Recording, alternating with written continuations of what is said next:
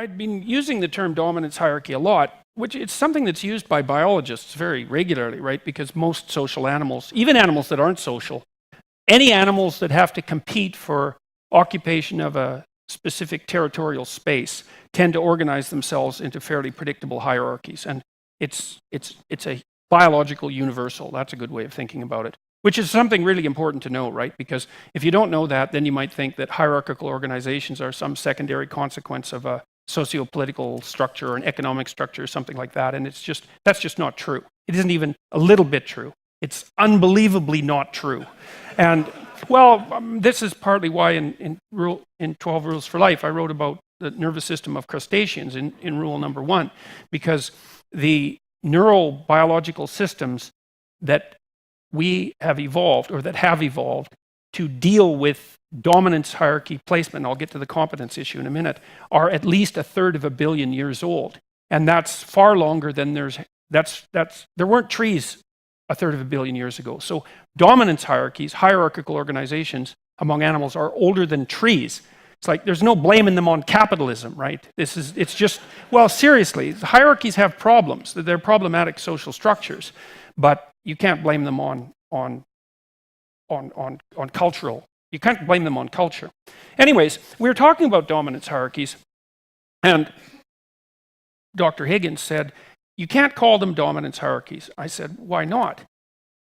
He said, well, unless you're in an organization where you can put a dog leash around someone's neck and lead them around, it's not a dominance hierarchy.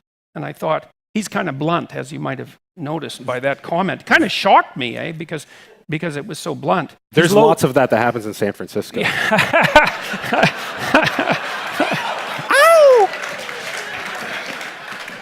Yeah, well, the thing is, that's actually an apropos comment, because dominance is just as old as sexuality, perhaps not quite as old. It's not quite as old as sexuality, but it's old enough so that the two things get tangled together very, very inevitably.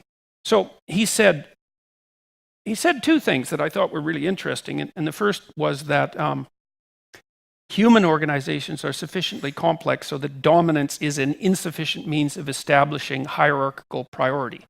I thought, that's good, and I thought, that's right, I knew that. As soon as he said that, I thought, yeah, I shouldn't be using the term dominance hierarchy, because Frans de Waal, who's a Dutch primatologist, wrote a series of excellent books on the emergence of morality in chimpanzees. I would highly recommend them. They're very interesting books.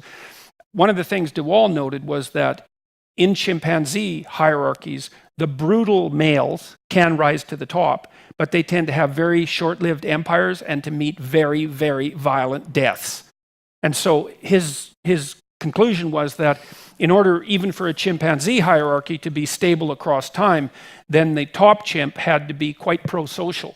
So first of all, had to engage in sufficient reciprocal behavior so that he had allies among other males, right? Because otherwise, if you're like top chimp and you're caveman, strongman type, and you've established your dominance merely as a matter of intimidation and strength, then if you have an off day, two of your slightly weaker opponents can tear you to pieces, which is exactly what the chimps do, because they're quite brutal in there. There's no evidence that chimpanzees have any internal regulation of the violence that they'll use to shift dominance hierarchy position.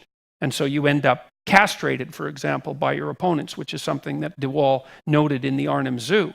So he found that the stable chimp troops had males at the helm who had friendships, because chimps actually have social friendships, really, that can stretch across many years, decades even, and that they track them very well, very reciprocal in their behavior, tended to treat the females relatively well by chimp standards, and also tended to pay a fair amount of attention to the infants, which is an unbelievably important finding, right? Because it indicates at a level that's below the human, let's say, that there's an ethic associated with leadership that isn't a mere consequence of raw power.